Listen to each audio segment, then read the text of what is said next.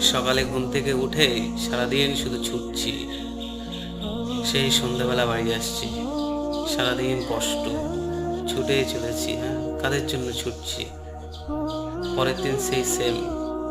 হ্যাঁ, কাদের জন্য ছুটছি?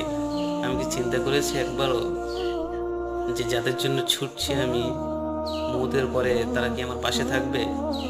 না।